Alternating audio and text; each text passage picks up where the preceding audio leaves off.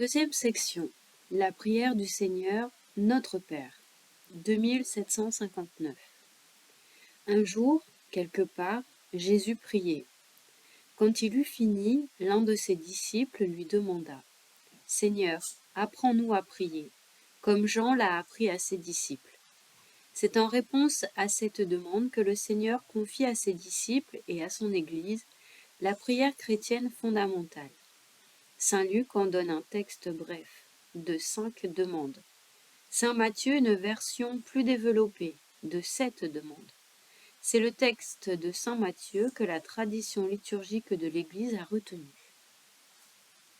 Notre Père qui es aux cieux, que ton nom soit sanctifié, que ton règne vienne, que ta volonté soit faite sur la terre comme au ciel. Donne-nous aujourd'hui notre pain de ce jour. Pardonne-nous nos offenses comme nous pardonnons aussi à ceux qui nous ont offensés. Et ne nous soumets pas à la tentation, mais délivre-nous du mal. 2760. Très tôt, l'usage liturgique a conclu la prière du Seigneur par une doxologie. Dans la Didaché, car c'est à toi qu'appartiennent la puissance et la gloire dans les siècles des siècles. Les constitutions apostoliques ajoutent en commençant le règne, et c'est la formule retenue de nos jours dans la prière œcuménique. La tradition byzantine ajoute, après la gloire, Père, Fils et Saint-Esprit. Le missel romain développe la dernière demande dans la perspective explicite de l'attente de la bienheureuse espérance et de l'avènement de Jésus-Christ notre Seigneur, puis vient l'acclamation de l'Assemblée ou la reprise de la doxologie des constitutions apostoliques. Article 1. Le résumé de tout l'Évangile. 2761. L'oraison dominicale est vraiment le résumé de tout l'Évangile. Quand le Seigneur nous eut légué cette formule de prière, il ajouta « Demandez et vous recevrez ». Chacun peut donc adresser au ciel diverses prières selon ses besoins, mais en commençant toujours par la prière du Seigneur qui demeure la prière fondamentale. Grand 1. Au centre des Écritures. 2762. Après avoir montré comment les psaumes sont l'aliment principal de la prière chrétienne et confluent dans les demandes du Notre Père, saint Augustin conclut « Parcourez toutes les prières qui sont dans les Écritures, et je ne crois pas que vous puissiez y trouver quelque chose qui ne soit pas compris dans l'oraison dominicale. » 2763. Toutes les Écritures, la loi, les prophètes et les psaumes, sont accomplies dans le Christ. L'Évangile est cette bonne nouvelle. Sa première annonce est résumée par saint Matthieu dans le Sermon sur la montagne. Or, la prière à notre Père est au centre de cette annonce. C'est dans ce contexte que s'éclaire chaque demande de la prière léguée par le Seigneur. L'oraison dominicale est la plus parfaite des prières. En elle, non seulement nous demandons tout ce que nous pouvons désirer avec rectitude, mais encore selon l'ordre et il convient de le désirer. De sorte que cette prière non seulement nous enseigne à demander, mais elle forme aussi toute notre affectivité. 2764. Le sermon sur la montagne est doctrine de vie. L'oraison dominicale est prière. Mais dans l'un et l'autre, l'Esprit du Seigneur donne forme nouvelle à nos désirs, ces mouvements intérieurs qui animent notre vie. Jésus nous enseigne cette vie nouvelle par ses paroles et il nous apprend à la demander par la prière. De la rectitude de notre prière dépendra celle de notre vie en lui. Grand 2. La prière du Seigneur. 2765.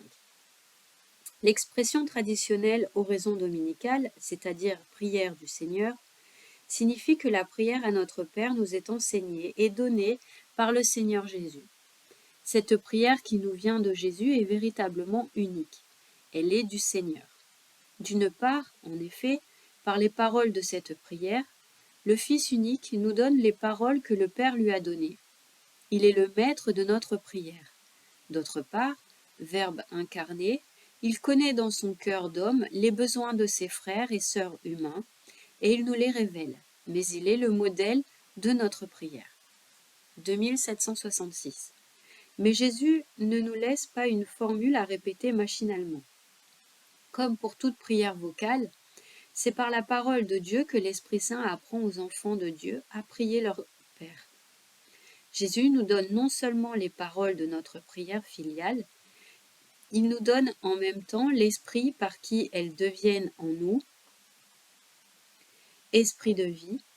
Plus encore, la preuve et la possibilité de notre prière filiale, c'est que le Père a envoyé dans nos cœurs l'esprit de son Fils qui crie « Abba, Père ». Puisque notre prière interprète nos désirs auprès de Dieu, c'est encore celui qui sonde les cœurs, le Père, qui sait le désir de l'Esprit et que son intercession pour les saints correspond aux vues de Dieu. La prière à notre Père s'insère dans la mission mystérieuse du Fils et de l'Esprit. Grand 3. La prière de l'Église. 2767. Ce don indissociable des paroles du Seigneur et de l'Esprit Saint qui leur donne dans le cœur des croyants a été reçu et vécu par l'Église dès les origines. Les premières communautés prient la prière du Seigneur 3 fois par jour, à la place des 18 bénédictions en usage dans la piété juive. Selon la tradition apostolique, la prière du Seigneur est essentiellement enracinée dans la prière liturgique. Le Seigneur nous apprend à faire nos prières en commun pour tous nos frères, car il ne dit pas « mon Père qui est dans les cieux », mais « notre Père », afin que notre prière soit d'une seule âme pour tout le corps de l'Église. Dans toutes les traditions liturgiques, la prière du Seigneur est une partie intégrante des grandes heures de l'office divin, mais c'est surtout dans les 3 sacrements de l'initiation chrétienne que son caractère ecclésial apparaît à l'évidence. 2769. Dans le baptême et la confirmation, la remise de la prière du Seigneur signifie la nouvelle naissance à la vie divine. Puisque la prière chrétienne est de parler à Dieu avec la parole même de Dieu, ceux qui sont engendrés de nouveau par la parole du Dieu vivant apprennent à invoquer leur Père par la seule parole qu'il exauce toujours. Et ils le peuvent désormais car le sceau de l'onction de l'Esprit Saint est posé, indélébile, sur leur cœur, leurs oreilles, leurs lèvres, surtout leur être filial. C'est pourquoi la plupart des commentaires patristiques de notre Père sont adressés aux catéchumènes et aux néophytes. Quand l'Église prie la prière du Seigneur, c'est toujours le peuple des nouveau-nés qui prie et obtient miséricorde. 2770. Dans la liturgie eucharistique, la prière du Seigneur apparaît comme la prière de toute l'Église. Là se révèle son sens plénier et son efficacité. Située entre l'anaphore, prière eucharistique, et la liturgie de la communion, elle récapitule d'une part toutes les demandes et intercessions exprimées dans le mouvement de l'épiclèse et, d'autre part, elle frappe à la porte du festin du royaume que la communion sacramentelle va anticiper. 2771. Dans l'Eucharistie, la prière du Seigneur manifeste aussi le caractère eschatologique de ses demandes. Elle est la prière propre au dernier temps, au temps du salut qui ont commencé avec l'effusion de l'Esprit Saint et qui s'achèveront avec le retour du Seigneur. Les demandes à notre Père, à la différence des prières de l'Ancienne Alliance, s'appuient sur le mystère du salut déjà réalisé, une fois pour toutes, dans le Christ crucifié et ressuscité. 2772. De cette foi inébranlable jaillit l'espérance qui soulève chacune des 7 demandes.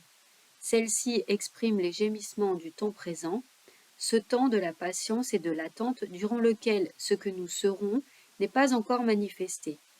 L'Eucharistie et le Pater sont tendus vers la venue du Seigneur jusqu'à ce qu'il vienne. En bref, 2773. En réponse à la demande de ses disciples, « Seigneur, apprends-nous à prier », Jésus leur confie la prière chrétienne fondamentale du Notre Père. 2774. L'oraison dominicale est vraiment le résumé de tout l'Évangile, la plus parfaite des prières. Elle est au centre des Écritures. 2775. Elle est appelée oraison dominicale parce qu'elle nous vient du Seigneur Jésus, maître et modèle de notre prière. 2776. L'oraison dominicale est la prière de l'Église par excellence. Elle fait partie intégrante des grandes heures de l'office divin et des sacrements de l'initiation chrétienne, baptême, confirmation et Eucharistie.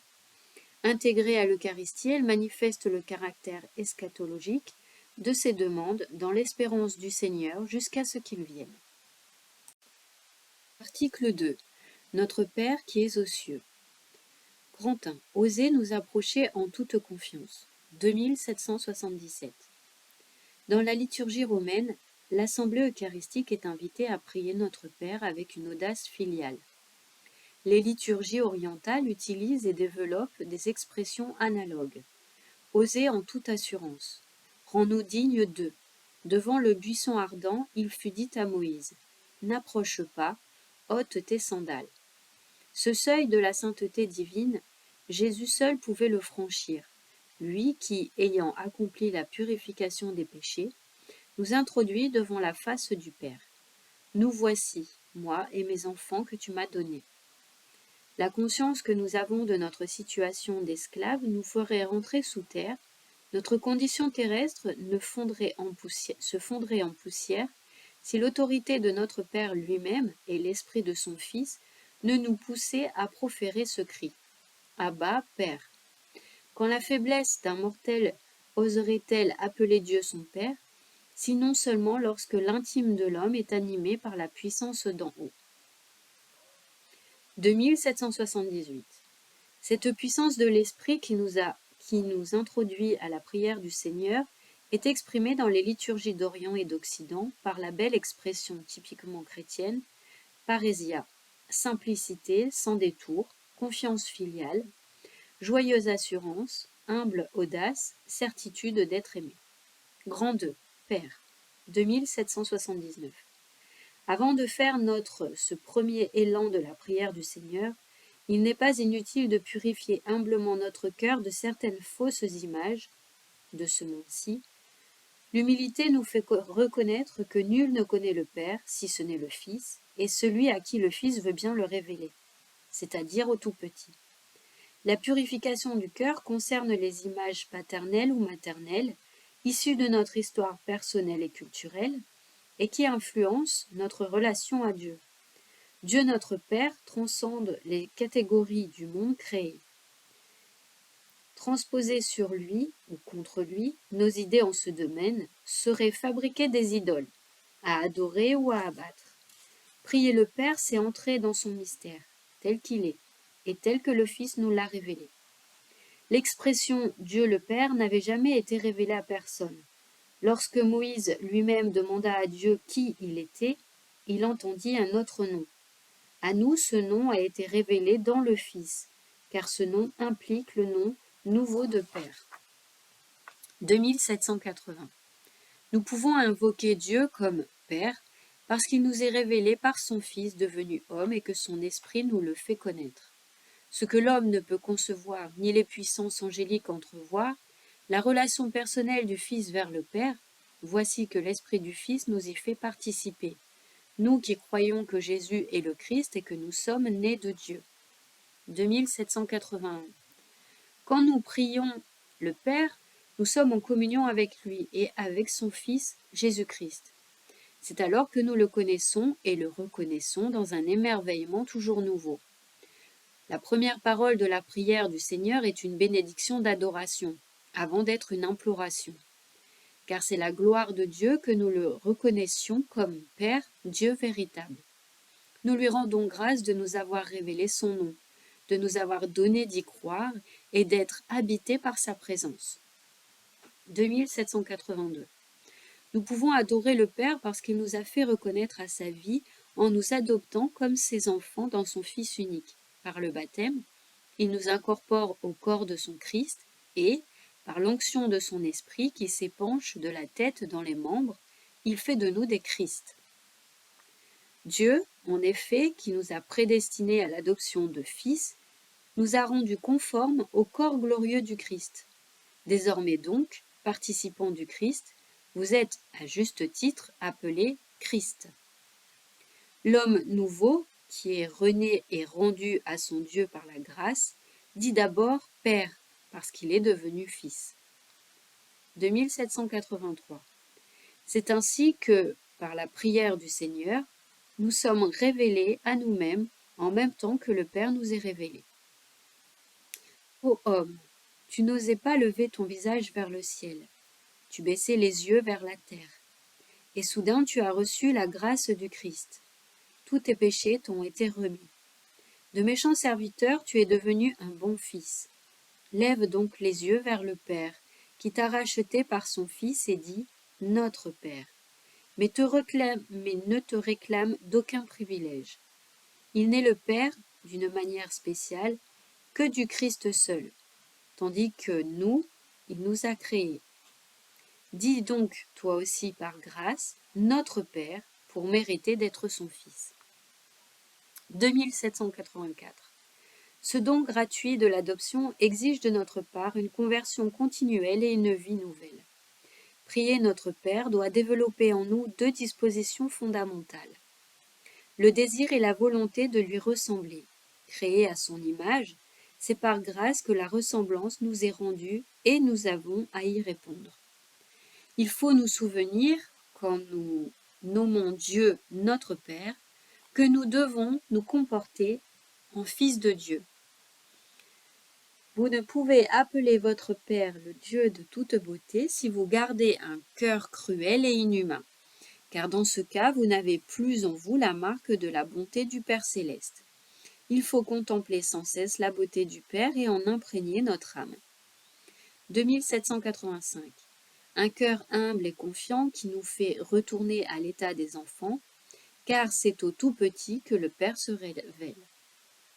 C'est un regard sur Dieu seul, un grand feu d'amour.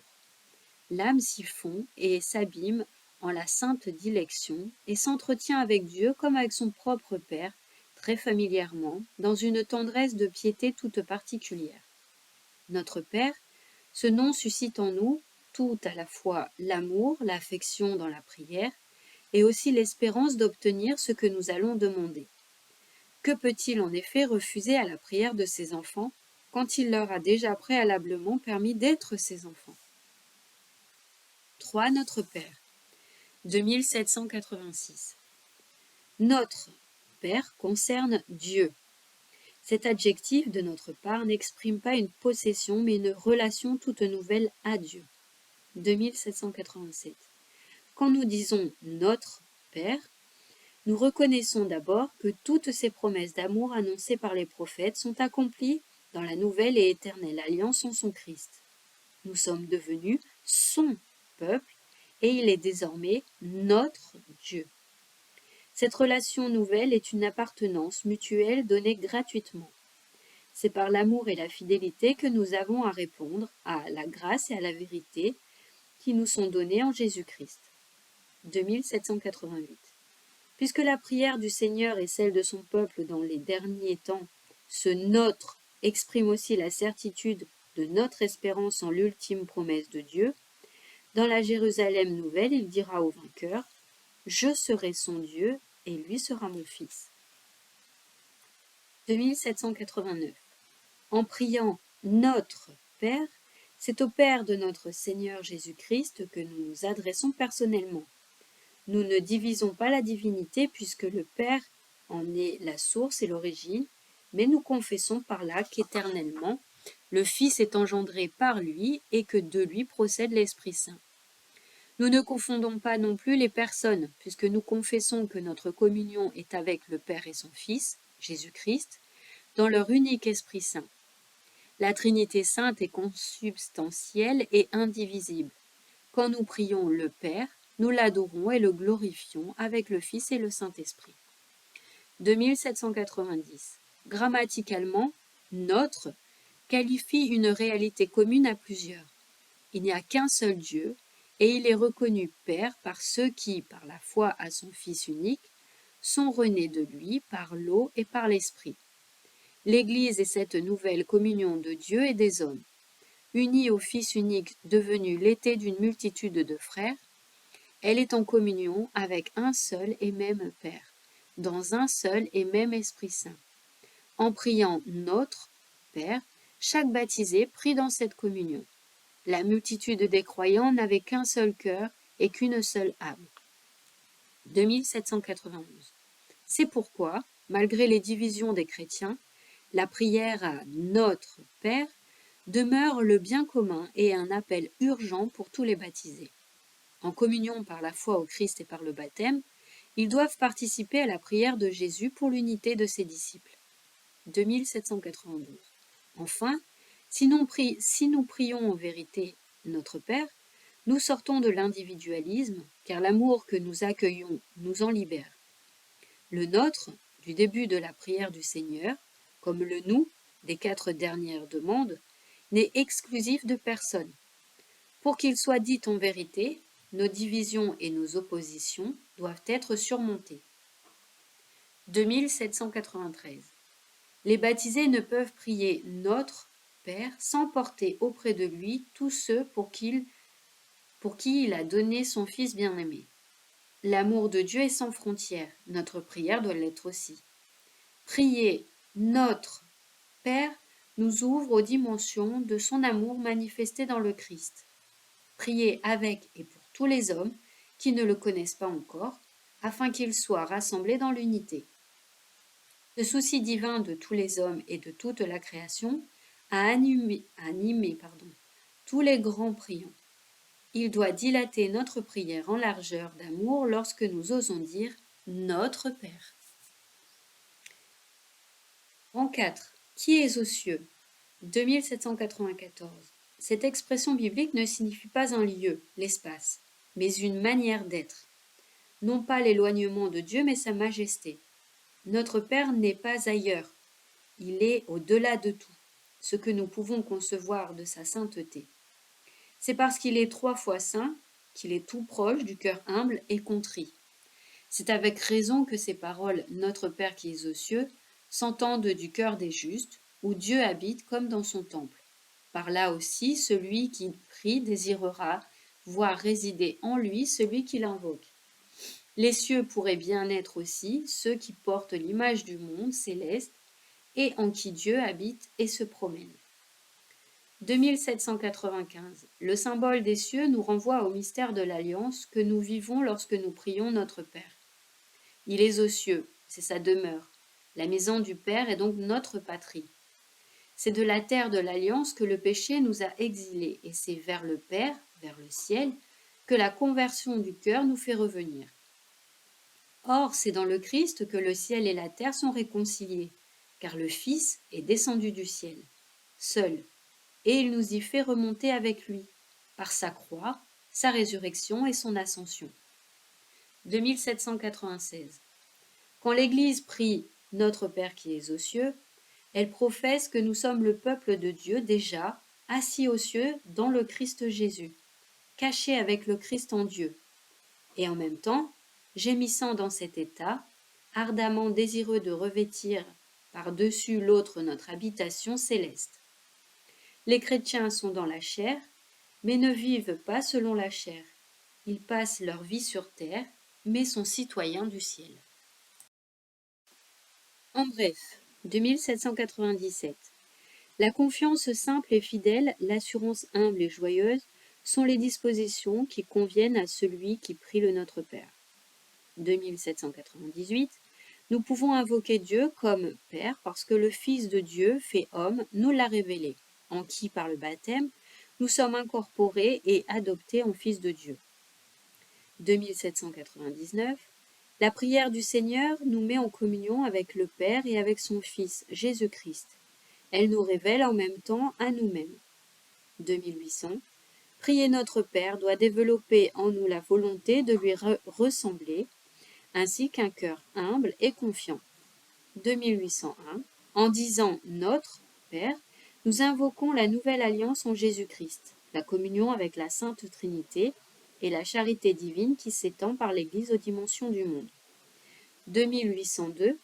Qui est aux cieux ne désigne pas un lieu, mais la majesté de Dieu et sa présence dans le cœur des justes. Le ciel, la maison du Père, constitue la vraie patrie où nous tendons et à laquelle déjà nous appartenons. Article 3. Les 7 demandes. 2803. Après nous avoir mis en présence de Dieu notre Père pour l'adorer, l'aimer et le bénir, l'Esprit filial fait monter de nos cœurs 7 demandes, 7 bénédictions. Les 3 premières, plus théologales, nous attirent vers la gloire du Père. Les 4 dernières, comme des chemins vers lui, offrent notre misère à sa grâce. L'abîme appelle l'abîme. 2804. La première vague nous porte vers lui, pour lui. Ton nom, ton règne, ta volonté.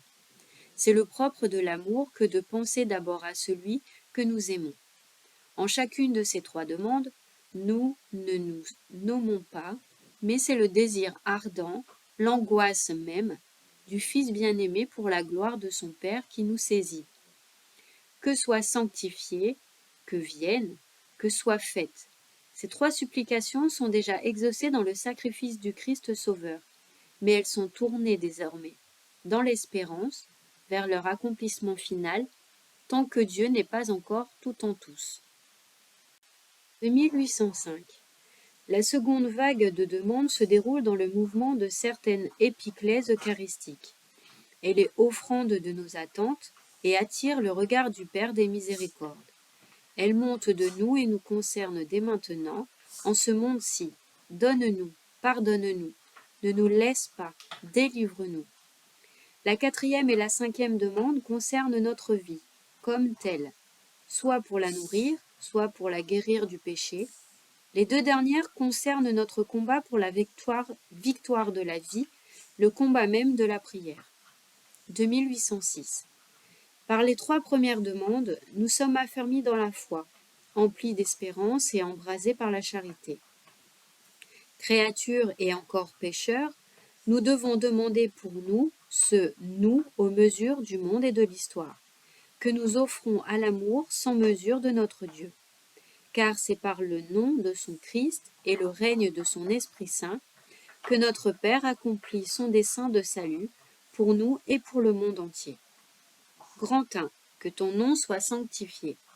2807. Le terme sanctifié doit s'entendre ici, non d'abord dans son sens causatif, Dieu seul sanctifie, rend saint, mais surtout dans un sens estimatif, reconnaître comme saint, traiter d'une manière sainte. C'est ainsi que, dans l'adoration, cette invocation est parfois comprise comme une louange et une action de grâce. Cette demande nous est enseignée par Jésus comme un optatif, une demande, un désir et une attente où Dieu et l'homme sont engagés. Dès la première demande à notre Père, nous sommes plongés dans le mystère intime de sa divinité et dans le drame du salut de notre humanité. Lui demander que son nom soit sanctifié nous implique dans le dessein bienveillant qu'il avait formé par avance pour que nous soyons saints et immaculés en sa présence dans l'amour. 2808. Au moment décisif de son économie, Dieu révèle son nom, mais il le révèle en accomplissant son œuvre. Or, cette œuvre ne se réalise pour nous et en nous que si son nom est sanctifié par nous et en nous. 2809. La sainteté de Dieu est le foyer inaccessible de son mystère éternel, ce qui en est manifesté dans la création et l'histoire. L'Écriture l'appelle la gloire, le rayonnement de sa majesté. En faisant l'homme à son image et à sa ressemblance, Dieu le couronne de gloire. Mais en péchant, l'homme est privé de la gloire de Dieu. Dès lors, Dieu va manifester sa sainteté en révélant et en donnant son nom, afin de restaurer l'homme à l'image de son Créateur. 2810. Dans la promesse faite à Abraham et le serment qui l'accompagne, Dieu s'engage lui-même, mais sans dévoiler son nom. C'est à Moïse qu'il commence à le révéler, et il le manifeste aux yeux de tout le peuple en le sauvant des Égyptiens. Il s'est couvert de gloire. Depuis l'alliance du Sinaï, ce peuple est sien, et il doit être une nation sainte, ou consacré, c'est le même mot en hébreu, parce que le nom de Dieu habite en lui. 2811. Or, malgré la loi sainte que lui donne et redonne le Dieu saint, et bien que le Seigneur eut égard à son nom, use de patience, le peuple se détourne du Saint d'Israël et profane son nom parmi les nations. C'est pourquoi les justes de l'ancienne alliance, les pauvres revenus d'exil et les prophètes ont été brûlés par la passion du nom. 2812. Finalement, c'est en Jésus que le nom du Dieu saint nous est révélé et donné, dans la chair, comme sauveur. Révélé par ce qu'il est, par sa parole et par son sacrifice. C'est le cœur de sa prière sacerdotale. Père saint, pour eux je me consacre moi-même, afin qu'ils soient eux aussi consacrés en vérité. C'est parce qu'il sanctifie lui-même son nom que Jésus nous manifeste le nom du Père. Au terme de sa Pâque, le Père lui donne alors le nom qui est au-dessus de tout nom. Jésus est Seigneur à la gloire de Dieu le Père. 2813. Dans l'eau du baptême, nous avons été lavés, sanctifiés, justifiés par le nom du Seigneur Jésus-Christ et par l'Esprit de notre Dieu. En toute notre vie, notre Père nous appelle à la sanctification et, puisque c'est par lui que nous sommes dans le Christ Jésus, qui est devenu pour nous sanctification, il y va de sa gloire et de notre vie que son nom soit sanctifié en nous et par nous. Telle est l'urgence de notre première demande. Qui pourrait sanctifier Dieu, puisque lui-même sanctifie? Mais nous inspirant de cette parole, soyez saints, parce que moi je suis saint, nous demandons que, sanctifiés par le baptême, nous persévérions dans ce que nous avons commencé à être. Et cela nous le demandons tous les jours, car nous fautons quotidiennement et nous devons purifier nos péchés par une sanctification sans cesse reprise. Nous recourons donc à la prière pour que cette sainteté demeure en nous. 2814. Il dépend inséparablement de notre vie et de notre prière que son nom soit sanctifié parmi les nations.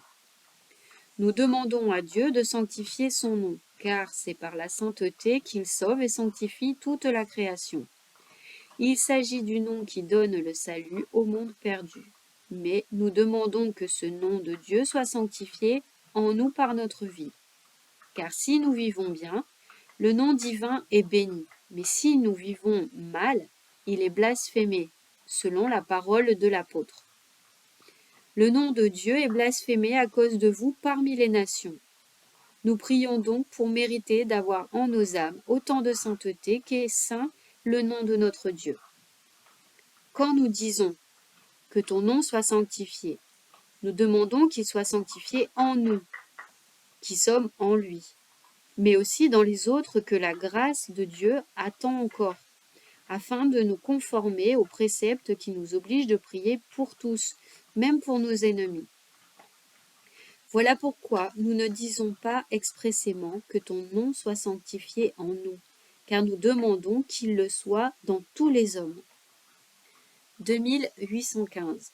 Cette demande, qui les contient toutes, est exaucée par la prière du Christ, comme les 6 autres demandes qui suivent. La prière à notre Père est notre prière si elle est priée dans le nom de Jésus. Jésus demande dans sa prière sacerdotale « Père Saint, garde en ton nom ce que tu m'as donné. » 2. Que ton règne vienne. 2816. Dans le Nouveau Testament, le même mot, basileia, peut se traduire par royauté, nom abstrait, royaume, nom concret, ou règne, nom d'action. Le royaume de Dieu est avant nous. Il s'est approché dans le Verbe incarné, il est annoncé à travers tout l'Évangile. Il est venu dans la mort et la résurrection du Christ. Le royaume de Dieu vient dès la Sainte Seine et dans l'Eucharistie. Il est au milieu de nous. Le royaume viendra dans la gloire lorsque le Christ le remettra à son Père. Il se peut même que le règne de Dieu signifie le Christ en personne, lui que nous appelons de nos vœux tous les jours et dont nous voulons hâter l'avènement par notre attente. Comme il est notre résurrection, car en lui nous ressuscitons, et peut-être aussi le règne de Dieu, car en lui nous régnerons. 2817. Cette demande, c'est le Maranatha, le cri de l'esprit et de l'épouse. Viens Seigneur Jésus. Quand bien même cette prière ne nous aurait pas fait un devoir de demander l'avènement de ce règne, nous aurions de nous-mêmes poussé ce cri, en nous hâtant d'aller étreindre nos espérances. Les âmes des martyrs, sous l'autel, invoquent le Seigneur à grands cris. Jusqu'à quand, Seigneur, tarderas-tu à demander compte de notre sang aux habitants de la terre? Ils doivent en effet obtenir justice, à la fin des temps. Seigneur, hâte donc la venue de ton règne. 2818. Dans la prière du Seigneur, il s'agit principalement de la venue finale du règne de Dieu par le retour du Christ. Mais ce désir ne distrait pas l'Église de sa mission dans ce monde-ci. Il y engage plutôt. Car depuis la Pentecôte, la venue du règne est l'œuvre de l'Esprit du Seigneur, qui poursuit son œuvre dans le monde et achève toute sanctification. 2819. Le règne de Dieu est justice, paix et joie dans l'Esprit Saint. Les derniers temps où nous sommes sont ceux de l'effusion de l'Esprit Saint. Dès lors est engagé un combat décisif entre la chair et l'esprit. Seul un cœur pur peut dire avec assurance « Que ton règne vienne ». Il faut avoir été à l'école de Paul pour dire que le péché ne règne donc plus dans notre corps mortel. Celui qui se garde pur dans ses actions, ses pensées et ses paroles peut dire à Dieu « Que ton règne vienne ». 2820. Dans un discernement selon l'esprit, les chrétiens doivent distinguer encore la croissance du règne de Dieu et le progrès de la culture et de la société où ils sont engagés. Cette distinction n'est pas une séparation. La vocation de l'homme à la vie éternelle ne supprime pas, mais renforce son devoir de mettre en pratique les énergies et les moyens reçus du Créateur pour servir en ce monde la justice et la paix. 2821. Cette demande est portée et exaucée dans la prière de Jésus, présente et efficace dans l'Eucharistie. Elle porte son fruit dans la vie nouvelle selon les béatitudes. 3. Que ta volonté soit faite sur la terre comme au ciel. 2822. C'est la volonté de notre Père que tous les hommes soient sauvés et parviennent à la connaissance de la vérité. Il use de patience, voulant que personne ne périsse.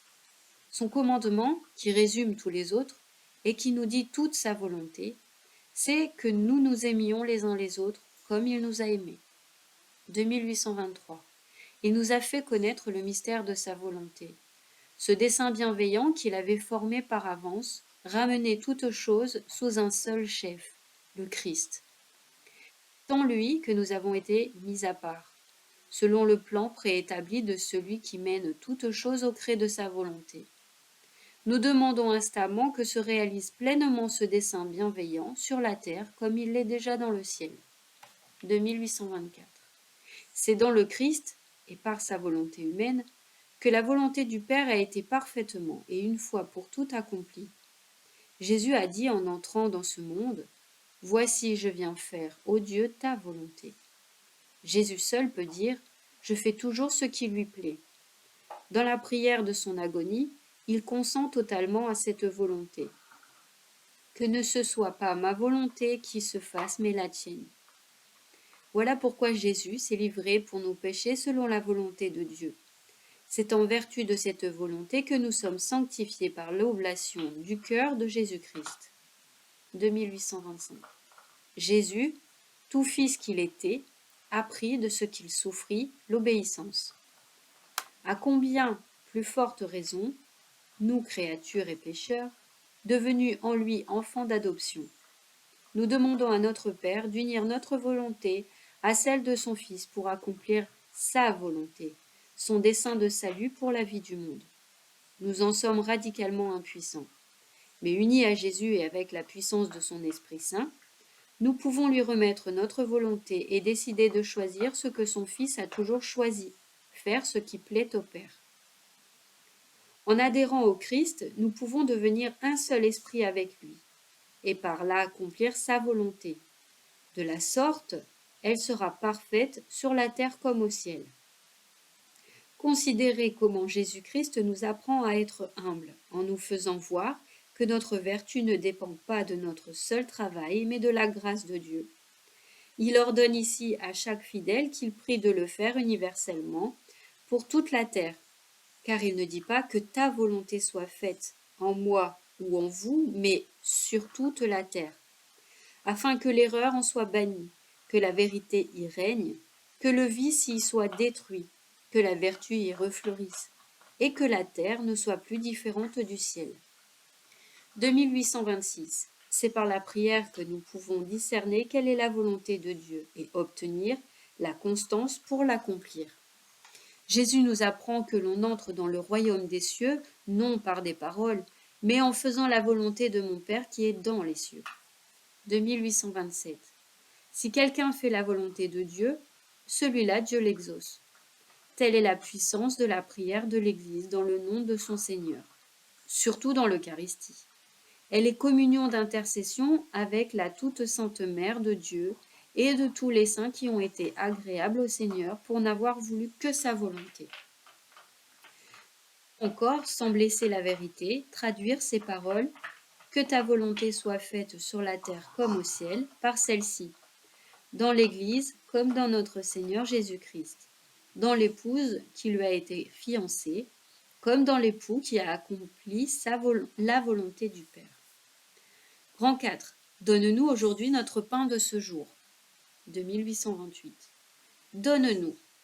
Elle est belle, la confiance des enfants qui attendent tout de leur Père. Il fait lever son soleil sur les méchants et sur les bons, et tomber la pluie sur les justes et sur les injustes. Et il donne à tous les vivants, en son temps leur nourriture. Jésus nous apprend cette demande. Elle glorifie en effet notre Père parce qu'elle reconnaît bien il est bon au-delà de toute bonté. 2829. Donne-nous, et encore l'expression de l'alliance. Nous sommes à lui et il est à nous pour nous. Mais ce nous le reconnaît aussi comme le Père de tous les hommes et nous le prions pour eux tous en solidarité avec leurs besoins et leurs souffrances. 2830. Notre pain. Le Père qui nous donne la vie ne peut pas ne pas nous donner la nourriture nécessaire à la vie, tous les biens convenables, matériels et spirituels. Dans le Sermon sur la montagne, Jésus insiste sur cette confiance filiale qui coopère à la providence de notre Père. Il ne nous engage à aucune passivité, mais veut nous libérer de toute inquiétude entretenue et de toute préoccupation. Tel est l'abandon filial des enfants de Dieu. À ceux qui cherchent le royaume et la justice de Dieu, il promet de donner tout par surcroît. Tout, en effet, appartient à Dieu.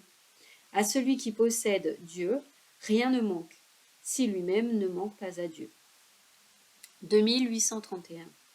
Mais la présence de ceux qui ont faim par manque de pain révèle une autre profondeur de cette demande. Le drame de la faim dans le monde appelle les chrétiens qui prient en vérité à une responsabilité effective envers leurs frères, tant dans leur comportement personnel que dans leur solidarité avec la famille humaine. Cette demande de la prière du Seigneur ne peut être isolée des paraboles du pauvre Lazare et du jugement dernier. 2832. Comme le levain dans la pâte, la nouveauté du royaume doit soulever la terre par l'Esprit du Christ. Elle doit se manifester par l'instauration de la justice dans les relations personnelles et sociales, économiques et internationales, sans jamais oublier qu'il n'y a pas de structure juste sans des humains qui veulent être justes. 2833. Il s'agit de notre pain, un pour plusieurs. La pauvreté des béatitudes est la vertu du partage. Elle appelle à communiquer et à partager les biens matériels et spirituels, non par contrainte mais par amour, pour que l'abondance des uns remédie aux besoins des autres. 2834. Prie et travaille. Priez comme si tout Priez comme si tout dépendait de Dieu et travaillez comme si tout dépendait de vous. Ayant fait notre travail, la nourriture reste un don de notre Père. Il est bon de la lui demander en lui rendant grâce. C'est le sens de la bénédiction de la table dans une famille chrétienne. 2835. Cette demande et la responsabilité qu'elle engage valent encore pour notre faim dont les hommes dépérissent. L'homme ne vit pas seulement de pain, mais de tout ce qui sort de la bouche de Dieu, c'est-à-dire sa parole et son souffle. Les chrétiens doivent mobiliser tous leurs efforts pour annoncer l'évangile aux pauvres. Il y a une faim sur la terre, non pas une faim de pain ni une soif d'eau, mais d'entendre la parole de Dieu. C'est pourquoi le sens spécifiquement chrétien de cette quatrième demande concerne le pain de vie, la parole de Dieu à accueillir dans la foi, le corps du Christ reçu dans l'Eucharistie. 2836. Aujourd'hui est aussi une expression de confiance. Le Seigneur nous l'apprend, notre présomption ne pouvait l'inventer. Puisqu'il s'agit surtout de sa parole et du corps de son Fils. Cet aujourd'hui n'est pas seulement celui de notre temps mortel, il est l'aujourd'hui de Dieu. Si tu reçois le pain chaque jour pour toi c'est aujourd'hui. Si le Christ est à toi aujourd'hui, tous les jours il ressuscite pour toi. Comment cela? Tu es mon Fils, moi aujourd'hui je t'engendre. Aujourd'hui, c'est-à-dire quand le Christ ressuscite. 2837. De ce jour, ce mot épiousios n'a pas d'autre emploi dans le Nouveau Testament. Pris dans un sens temporel, il est une reprise pédagogique de aujourd'hui, pour nous confirmer dans une confiance sans réserve. Pris au sens qualitatif, il signifie le nécessaire à la vie et plus largement tout bien suffisant pour la subsistance. Pris à la lettre, épiousios suressentiel. Il désigne directement le pain de vie, le corps du Christ, remède d'immortalité, sans lequel nous n'avons pas la vie en nous. Enfin, lié au précédent, le sens céleste est évident. Ce jour est celui du Seigneur, celui du festin du royaume, anticipé dans l'Eucharistie qui est déjà l'avant-goût du royaume qui vient. C'est pourquoi il convient que la liturgie eucharistique soit célébrée chaque jour. L'Eucharistie, notre pain quotidien. La vertu propre à ce divin aliment est une force d'union. Elle nous unit au corps du Sauveur et fait de nous ses membres, afin que nous devenions ce que nous recevons. Ce pain quotidien est encore dans les lectures que vous entendez chaque jour à l'Église, dans les hymnes que l'on chante et que vous chantez. Tout cela est nécessaire à notre pèlerinage. Le Père du ciel nous exhorte à demander comme des enfants du ciel, le pain du ciel. Le Christ lui-même est le pain qui, semé dans la Vierge, levé dans la chair, pétri dans la passion, cuit dans la fournaise du sépulcre, mis en réserve dans l'Église, apporté aux autels, fournit chaque jour aux fidèles une nourriture céleste. Grand 5. Pardonne-nous nos offenses, comme nous pardonnons aussi à ceux qui nous ont offensés. 2838. Cette demande est étonnante.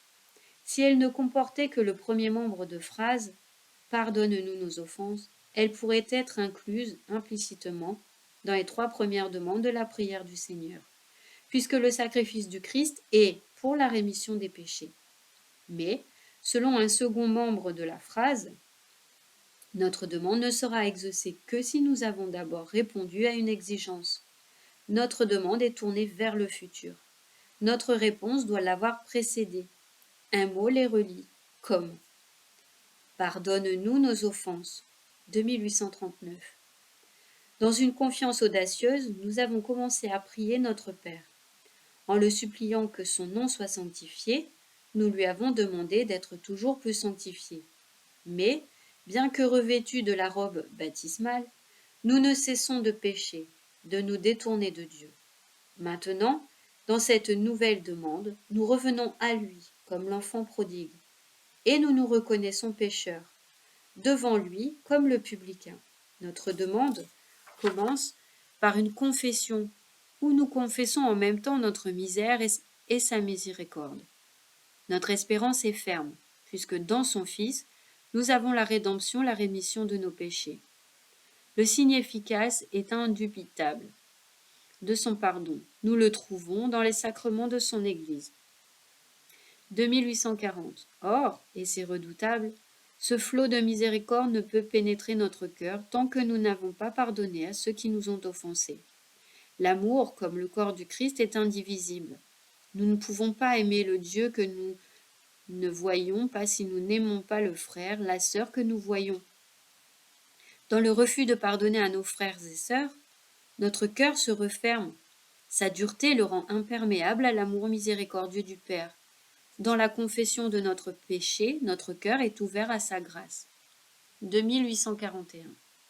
Cette demande est si importante qu'elle est la seule sur laquelle le Seigneur revient et qu'il développe dans le Sermon sur la montagne. Cette exigence cruciale du mystère de l'alliance est impossible pour l'homme, mais tout est possible à Dieu. Comme nous pardonnons à ceux qui nous ont offensés. De 1842. Ce comme n'est pas unique dans l'enseignement de Jésus. Vous serez parfaits comme votre Père céleste est parfait. Montrez-vous miséricordieux comme votre Père est miséricordieux. Je vous donne un commandement nouveau. Aimez-vous les uns les autres, comme je vous ai aimé. Observer le commandement du Seigneur est impossible s'il s'agit d'imiter de l'extérieur le modèle divin. Il s'agit d'une participation vitale et venant du fond du cœur, à la sainteté, à la miséricorde, à l'amour de notre Dieu. Seul l'Esprit qui est notre vie peut faire nôtres les mêmes sentiments qui furent dans le Christ Jésus. Alors l'unité du pardon devient possible. Nous pardonnons mutuellement comme Dieu nous a pardonné dans le Christ. De 1843. Ainsi prennent vie les paroles du Seigneur sur le pardon. Cet amour qui aime jusqu'à l'extrême de l'amour. La parabole du serviteur impitoyable, qui couronne l'enseignement du Seigneur sur la communion ecclésiale, s'achève sur cette parole. C'est ainsi que vous traitera mon Père céleste, si chacun de vous ne pardonne pas à son frère du fond du cœur.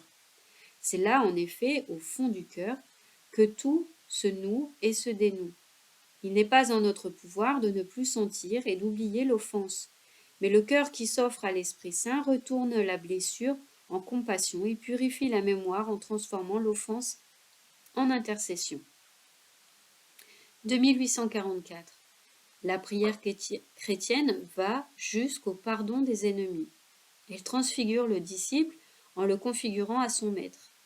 Le pardon est un sommet de la prière chrétienne. Le don de la prière ne peut être reçu que dans un cœur accordé à la compassion divine. Le pardon témoigne aussi que, dans notre monde, l'amour est plus fort que le péché. Les martyrs d'hier et d'aujourd'hui portent ce témoignage de Jésus.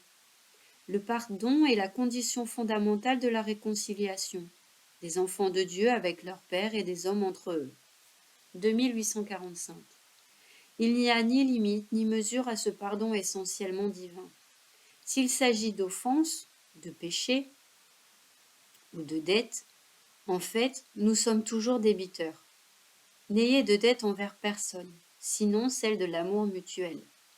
La communion de la Trinité sainte est la source et le critère de la vérité de toute relation. Elle est vécue dans la prière, surtout dans l'Eucharistie. Dieu n'accepte pas le sacrifice des fauteurs de désunion.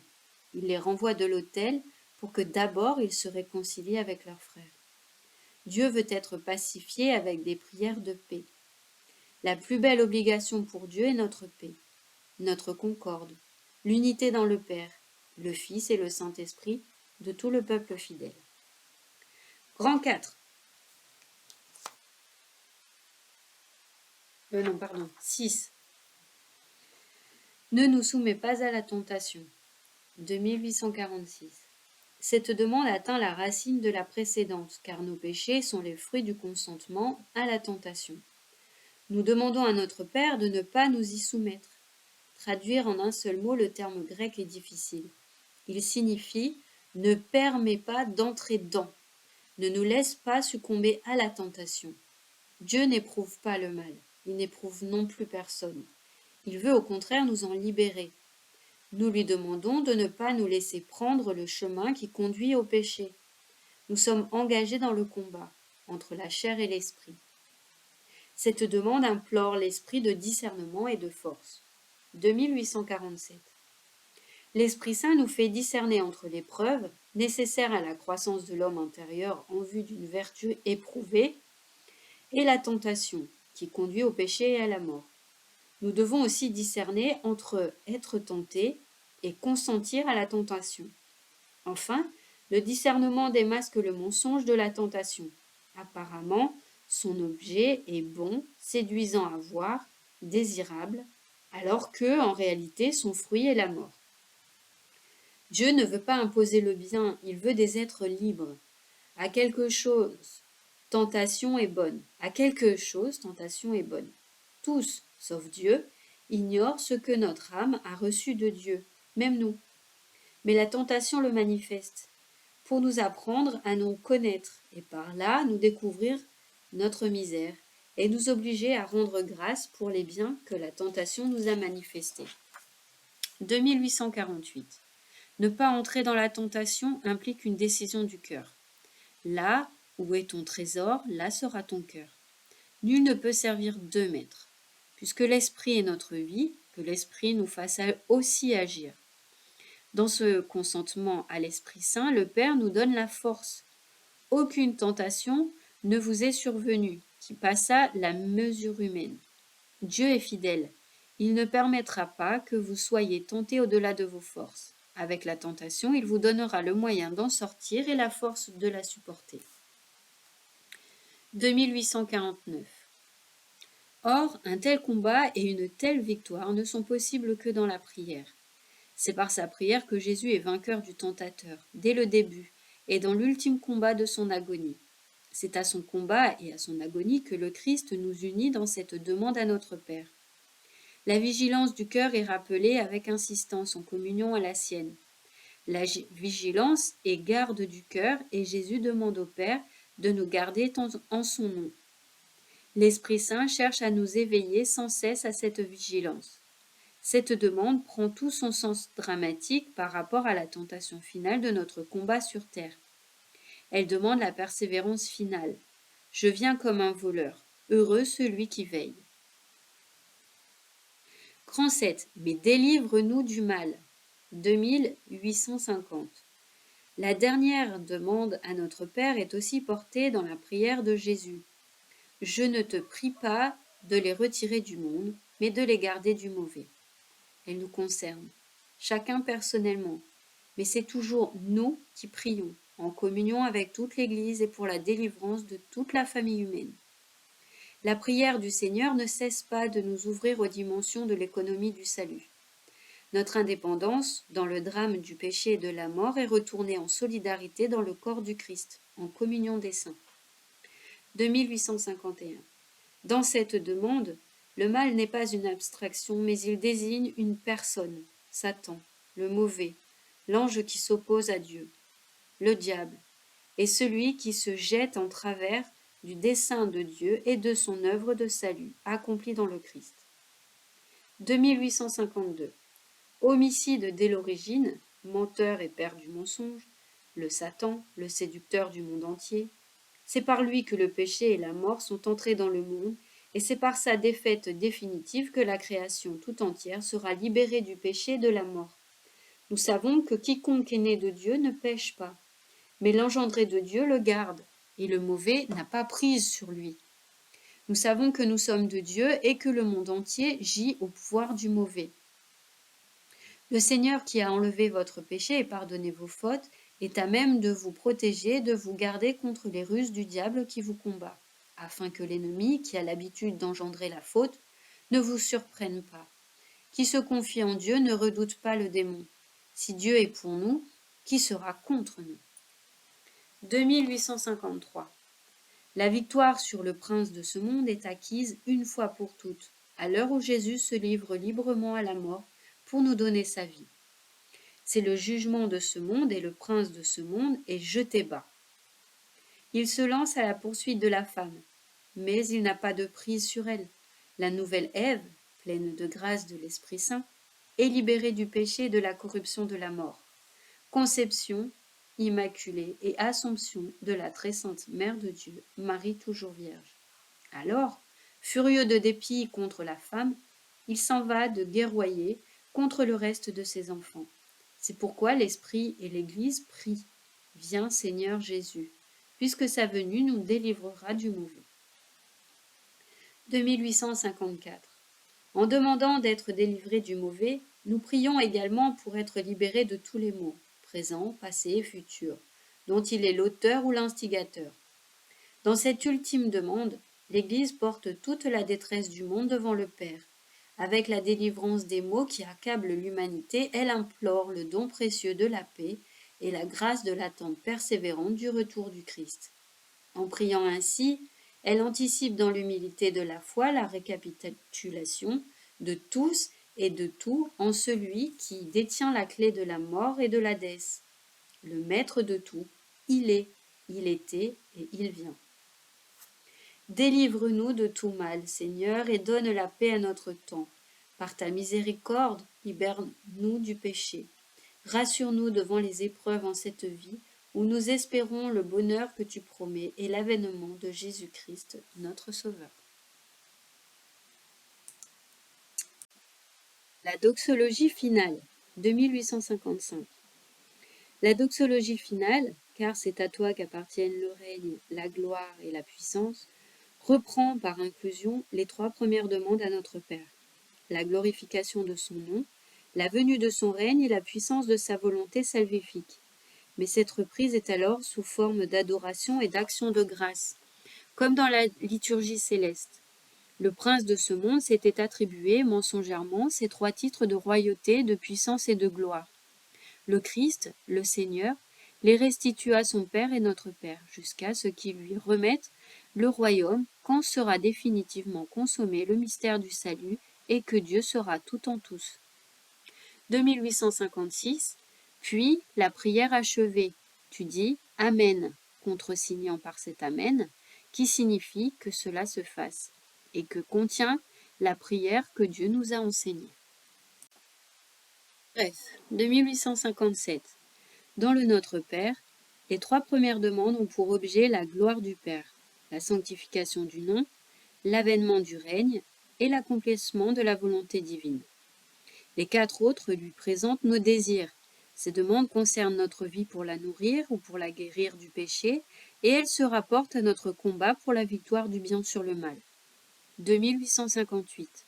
En demandant que ton nom soit sanctifié, nous entrons dans le dessein de Dieu, la sanctification de son nom, révélé à Moïse, puis en Jésus, par nous et en nous, de même qu'en toute nation et en chaque homme. 2859. Par la deuxième demande, l'Église a principalement en vue le retour du Christ et la venue finale du règne de Dieu. Elle prie aussi pour la croissance du royaume de Dieu dans l'aujourd'hui de nos vies. 2860. Dans la troisième demande, nous prions notre Père d'unir notre volonté à celle de son Fils pour accomplir son dessein de salut dans la vie du monde. 2861. Dans la quatrième demande, en disant « Donne-nous », nous exprimons, en communion avec nos frères, notre confiance filiale envers notre Père des cieux. Notre pain désigne la nourriture terrestre nécessaire à notre subsistance à tous et signifie aussi le pain de vie, parole de Dieu et corps du Christ. Il est reçu dans l'aujourd'hui de Dieu, comme la nourriture indispensable, sûre, essentielle, du festin du royaume qu'anticipe l'Eucharistie. 2862. La cinquième demande implore pour nos offenses la miséricorde de Dieu, laquelle ne peut pénétrer dans notre cœur que si nous avons su pardonner à nos ennemis, à l'exemple et avec l'aide du Christ. 2863. En disant « Ne nous soumets pas à la tentation », nous demandons à Dieu qu'il ne nous permette pas d'emprunter le chemin qui conduit au péché. Cette demande implore l'esprit de discernement et de force. Elle sollicite la grâce de la vigilance et la persévérance finale. 2864. Dans la dernière demande, « Mais délivre-nous du mal », le chrétien prie Dieu, avec l'Église, de manifester la victoire, déjà acquise par le Christ, sur le prince de ce monde, sur Satan, l'ange qui s'oppose personnellement à Dieu et à son dessein de salut. 2865. Par l'Amen final, nous exprimons notre fiat concernant les 7 demandes, qu'il en soit ainsi.